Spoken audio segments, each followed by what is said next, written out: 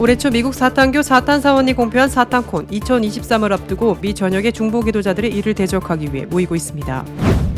재미 한인기독선교재단 재단 이사장이자 새생명선교회 대표 박희민 나성영락교회 은퇴 목사가 26일 향년 86세로 하나님의 품에 안겼습니다.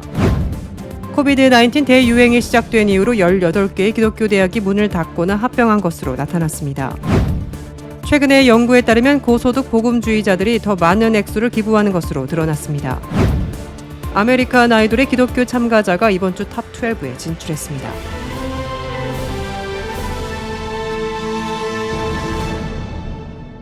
첫 번째 소식입니다. 올해 초 미국 사탄교 사탄사원이 공표한 사탄콘 2023을 앞두고 미 전역의 중보 기도자들이 이를 대적하기 위해 모이고 있습니다. 미국 크리스천 포스트에 따르면 4월 28일에서 30일 보스턴 시내에서 열릴 예정인 사탄콘에 대비해 기독교 다양한 교파의 수백 명의 신자들과 중보 기도자들이 연합하여 함께 모일 것이라고 IFA를 위한 보스턴의 지역 지도자들이 밝혔습니다. 들리는 소식에 의하면 행사를 앞두고 사탄교회는 사탄 숭배 미사를 하버드 대학 구내에서 열려다 무산되기도 하고 하버드 인근 교회의 집회에 사탄 숭배자들이 들어와 난동을 부리는 등 최대 규모의 사탄교 행사를 앞두고 잡음이 그치지 않고 있습니다. 보스턴의 한인교회와 선교단체도 이러한 무자비한 영적 공격에 기도로 맞서줄 것을 권면하고 있습니다. 한편 미국을 위한 중보 기도자 모임의 보스턴 지역 지도자 수진 맥캐스킬은 CPY 인터뷰에서 하나님께서 행사에 대한 그녀의 기도를 바꾸셨다고 밝혔습니다. 그녀는 하나님께서 중보 기도자들을 보스턴으로 부르신다며 그 이유는 하나님께서 그들을 잃어버린 자, 부서진 자, 상처 입은 자, 찾고 있는 자로 보고 그들의 영혼을 다시 구원하기 원하시기 때문이라고 말했습니다. 그는 사탄 행사로 인해 보스턴에 모이는 다른 많은 사람들도 사탄 사건이 그치도록 기도하는 대신 잃어버린 영혼을 위해 기도하고 그들에게 빛이 되어 주기를 하나님께서 원하신다는 것을 알아달라고 당부했습니다. 재미 한인기독선교재단 재단 이사장이자 새생명선교회 대표 박희민 나성영락교회 은퇴 목사가 26일 향년 86세로 하나님의 품에 안겼습니다. 전립선암 재발로 고생하던 박희민 목사는 암이 전이돼 투병 생활하던 중 자택에서 별세했습니다. 1936년 충남 예산에서 교육자 집안의 사남 2녀 중 사남으로 태어난 박 목사는 장로회 신학대학을 졸업하고 숭실대학 사학과를 수석 졸업했습니다. 1968년 에티오피아 선교사로 사역하다가 2년 후 에티오피아가 공산화되자 미국 유학길에 올라 프린스턴 신학대학원에서 석사, 토론토 대학 녹스 신학교에서 박사학위를 받고 하버드 대학에서 메릴 펠로우 연구 생활을 했습니다. 2017년 12월 16일에는 미국 남가주 아주사에 위치한 아주사 퍼시픽 대학교에서 명예인문학 박사학위를 수여받았습니다. 뉴욕 롱아일랜드 교회를 거쳐 74년부터 토론토 한인 장로교회에서 담임 목사로 14년간 사역한 후 88년 초 나성영락교회 2대 담임으로 부임한 박 목사는 지난 10년간 교회를 크게 부흥시키면서 사회적으로도 한흑기독교 연맹 공동회장, 우리민족 서로돕기 미주 대표, 4.29 장학재단 이사장, 플러신학교 이사 등 헤아릴 수 없이 많은 사회단체와 기독교 단체들의 대표를 맡아 공헌해왔습니다. 코비드-19 대유행이 시작된 이후로 18개의 기독교 대학이 문을 닫거나 합병한 것으로 나타났습니다. 미 크리스채너티 투데이에 따르면 고등교육 전문지 하이어에드 다이브의 연구 결과 코비드-19 이후 문을 닫은 학교는 30개였고 그 가운데 감리교, 루터교, 로마 가톨릭 침례교 등의 기독교 관련 학교가 18개였습니다. 문을 닫은 학교는 모두 작은 규모로 어려움을 겪고 있었고 코비드-19이 아니어도 문을 닫았을 것이라고 추측했습니다. 루터교 벌목군과 구리 광부들이 1896년에 설립한 핀란디아 대학교는 지난달 2023년에 문을 닫겠다고 발표했습니다. 일리노이주의 감리교 계열학교인 맥머레이 칼리지는 급격한 학생의 감소로 2016년부터 적자를 기록하다 코비드 위기에 결국 문을 닫았습니다.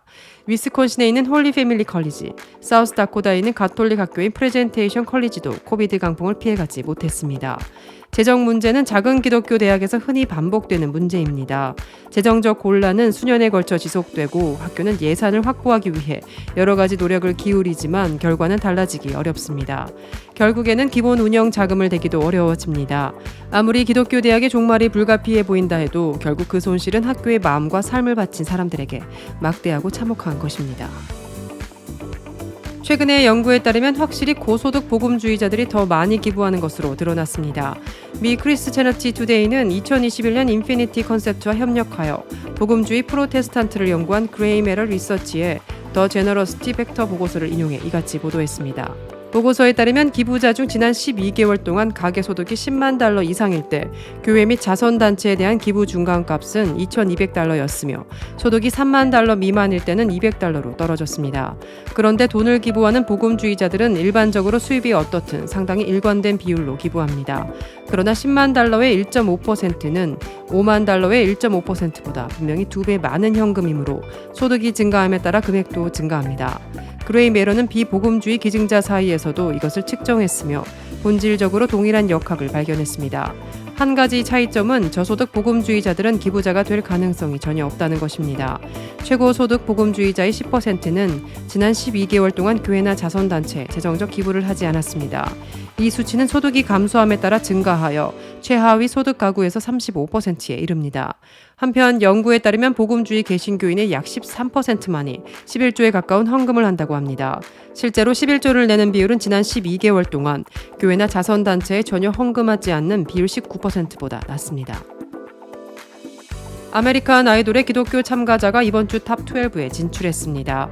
자신의 인스타그램을 통해 자신을 예수님의 사랑을 나누고 싶은 기독교 싱어송라이터라고 밝힌 메건 다니엘은 지난 2월 19일 미국 라스베거스에서 열린 아메리칸 아이돌 오디션에서 국내 무대에 처음 등장했습니다.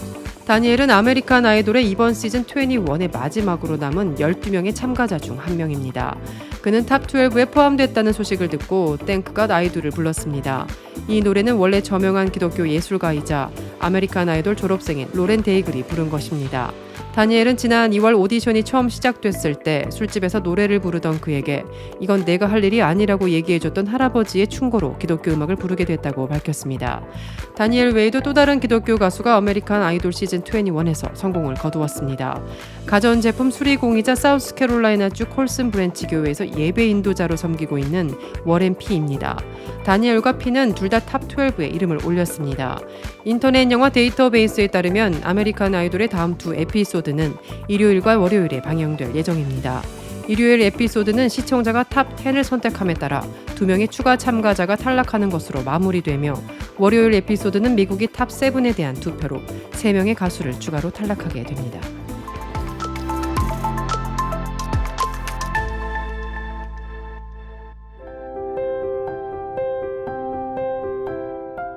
세상을 밝히는 크리스천 소식입니다. 런던 목양교회는 한인교회이지만 외국인 출석 비율이 더 높습니다. 주일 오후 2시가 되면 특별한 이들을 위한 예배가 드려지기 때문입니다. 바로 이 땅의 낮은 자들이 모여드리는 예배입니다. 각종 중독자들과 전과자, 성매매자, 고아, 노숙인, 장애인 등 사회 속에서 손가락질받고 외면받는 이들이 유일하게 함께 모이는 자리입니다. 런던 목양교회 성기호 목사가 노숙인 목회에 뛰어든 계기는 특별합니다. 서울 노량진경찰서 수사과 경장으로 재직하던 1992년 그는 한국 최초 순교자인 영국 런던 선교회 소속의 로버트 토마스 선교사의 이야기를 처음 접했습니다. 2억만리 조선 땅에서 순교한 토마스 선교사의 은혜를 갚기 위해 그는 영국의 낮은 자를 위해 섬기자는 결심을 했고 지금에 이르게 됐다고 합니다. 런던 목양교회를 거쳐간 외국인은 6,000명이 넘습니다. 성 목사가 품은 비전이 무엇인지 궁금해 물었습니다. 성 목사가 대답했습니다. 중독자와 노숙인들이 청결하게 편하게 지낼 수 있는 예수 공동체를 세우는 것입니다. 이들이 더 이상 외롭지 않게 복음 안에서 예수님의 사랑을 마음껏 누릴 수 있도록 돕고 싶습니다.